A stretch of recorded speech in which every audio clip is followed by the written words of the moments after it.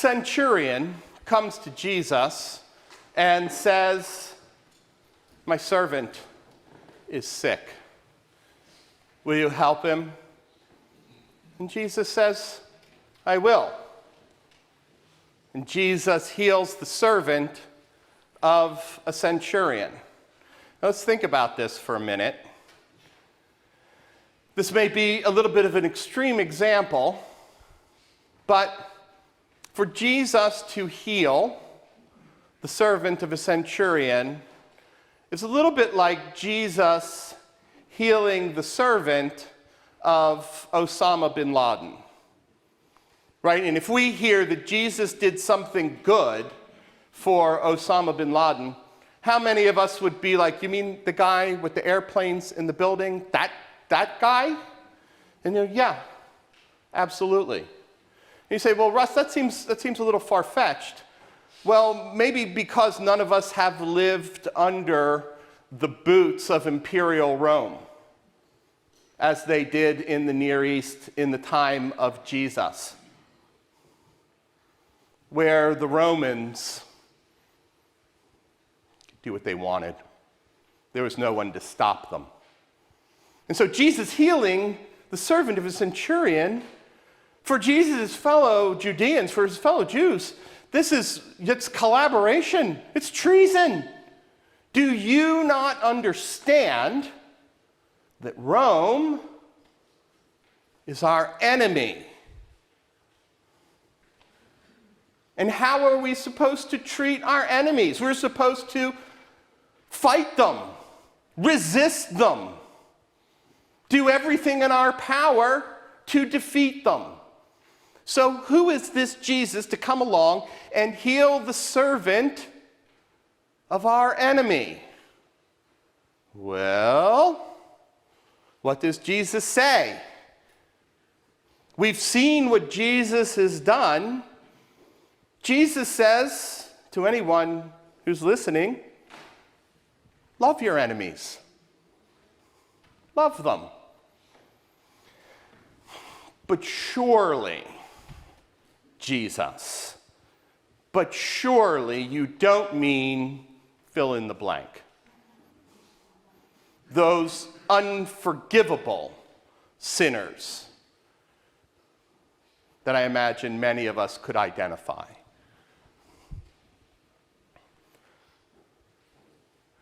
Jesus tells a parable about love of neighbor. And in this parable, the hero is a hated foreigner, Samaritan.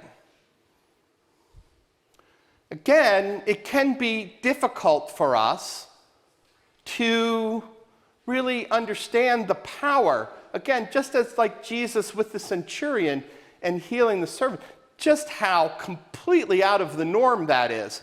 So would a Judean prophet, our Jesus, the Messiah, have as the hero of one of his parables a Samaritan. Now I need to check before I continue. Does anybody here, and again, maybe this is a safe space, harbor a lot of prejudice and bias against Samaritans? Is there a lot of Samaritan hate here at St. Anne's? It would be hard to imagine. But again, we can fill in the blank. Take out the word Samaritan and insert the name of people whom we see as foreigners, aliens, others, and perhaps more than just the foreigner, the alien, the other, the hated foreigner, alien, other. And what does Jesus say to us? Jesus says, love your enemies. Do good to those who hate you. Bless those who curse you. Well, How many people here, when you were young, and some adult in your life said, "What do you want to be when you grow up?" How many of you, like me, said, "I want to be a saint"?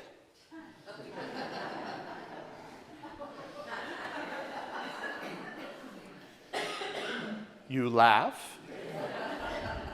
I didn't say I was good at it. I just said no. In all seriousness, how many of us aspire even now to sainthood? I mean, after all, today is the feast of all saints. And think about what the church has done for us over the years. Lest we feel pressure, any discomfort about being forced into sainthood, the church has made saints the extraordinary. The St. Francis of Assisi, St. Hildegard, people whose, Fritz, I can see you, but I can't read lips, so, but that is good. No, I'm only teasing. The saints, the extraordinary. And again, they really are. We look at the canon of saints and we see the kinds of things that these saints did with their lives of love and care and self-sacrifice. How many of the saints in our calendars are people who gave their lives so other people could live, so that other people could flourish? And when we take the saints and we make them something, a category of extraordinary people, it lets us off the hook. Because how many of us aspire to extraordinary lives of sanctity? None, nobody? I'll just have to preach longer. Yeah, Celeste's like, I do. I aspire. Anything. Are you done?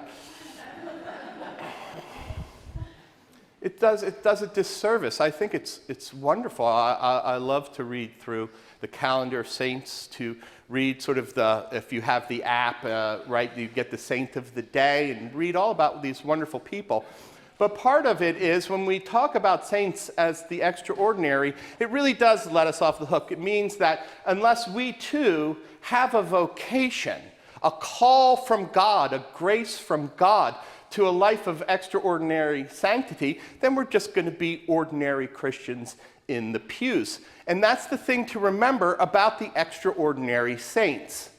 It's not that they tried harder than we did. I mean, they may have. I don't know how hard you try. But the point is, God gives them the grace. God calls them to these lives of extraordinary sanctity. And then God equips and empowers them to live these extraordinary lives. And it's wonderful that we have them. But what about you and me? Are we let off the hook? Do we have to take seriously Jesus' instructions to us? We see what Jesus does. We hear what Jesus says.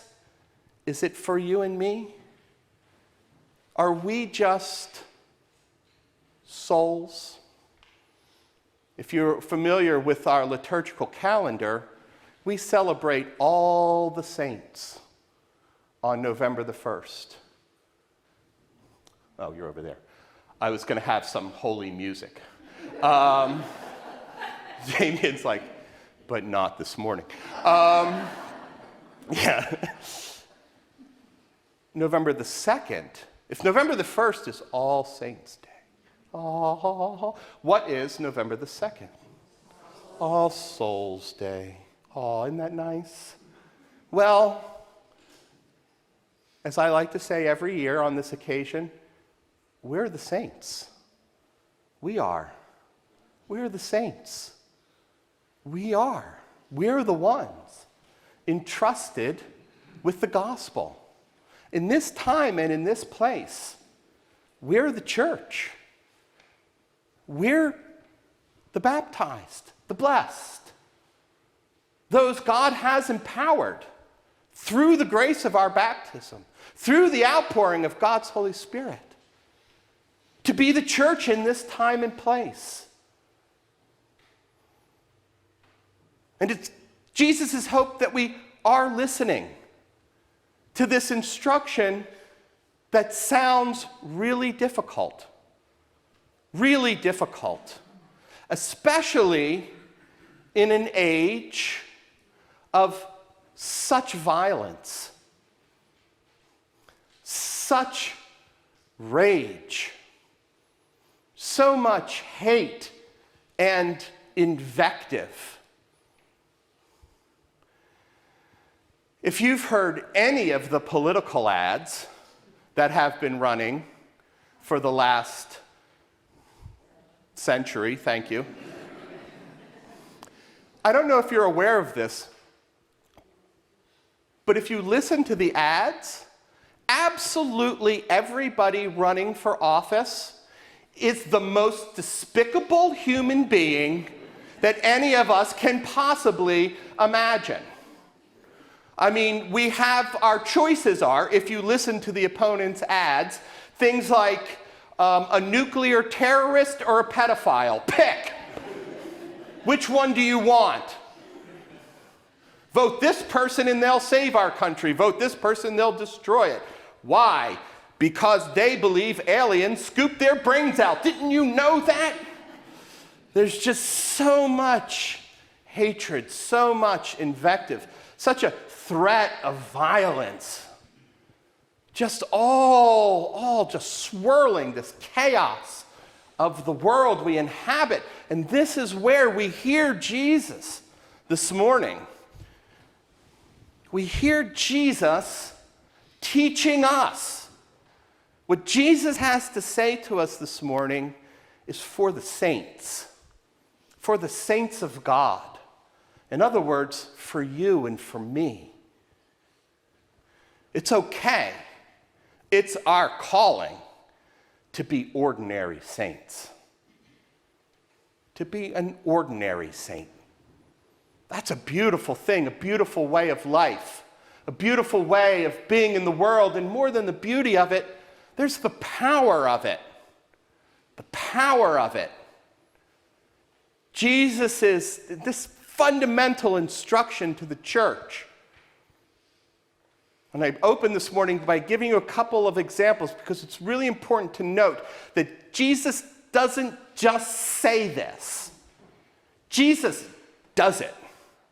Jesus shows us by his life and his choices what this looks like. When you love your enemies, do good to those who hate you, bless those who curse you, pray for those who abuse you. Why on earth would we ever do that? Anybody? Why on earth would we ever do that? To be the ones who embody and practice divine love, who seek to live into this vision of divine love. And this is really important. Don't try this alone, kids. Don't try to do it all on your own. To live into our call, to live into our mission, God will give us, just as God gives all the other saints, God gives us the fullness of God's self in God's Holy Spirit. God gives us what we need, all that we need to live into God's call to us. And here's why this is so important. We see Jesus do this with his own life. What Jesus calls us to, and that is to end the cycle of violence, to end the cycle of hatred and rage. Human beings perpetuate and escalate. we encounter violence, how many of us respond with violence? We receive hatred, we respond with hatred. We encounter rage, and we respond with rage. It's hard not to. It's hard not to. But what happens to the world if everyone perpetuates and escalates the violence, the rage, the hatred, all of those destructive ways of relating one with another? Jesus said in himself, by his own life, it ends with me. It ends with me. We see the crucified Christ. And in the crucified Christ, we see the one who will not hit back. In the crucified Christ, we hear, "Forgive them, Father, for they don't know what they're doing." In the crucified Christ, we hear, "Love one another, care for one another." By the power of the Holy Spirit at work in us, let us commit. It stops here. We are not going to perpetuate, or worse, escalate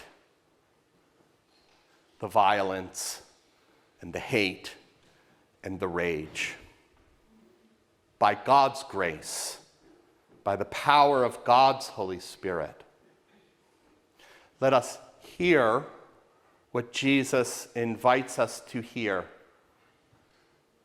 and to take it seriously.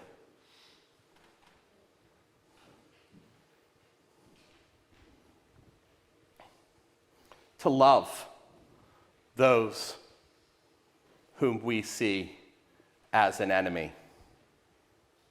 To do good to those we believe hate us. To bless those who curse us. This one's handy on I-95 if somebody,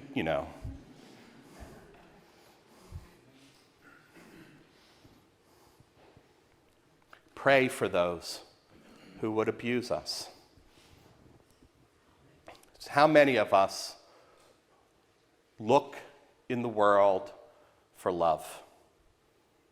Look in the world for those committed to lives of kindness and mercy, forgiveness and generosity, who strive for the well-being and the dignity of every human being. Look no further than here this morning. Look no further than you and me. The ordinary saints of St. Anne's Episcopal Church. And let us all together, by the power of God, let us all together, by the power of God, seek with all that we are to be this love, to be this way of love, to be this powerful way of divine love in our lives, in our families, in our communities, and in the world. And then when we and others look for love in the world and for goodness, they will find it here among us.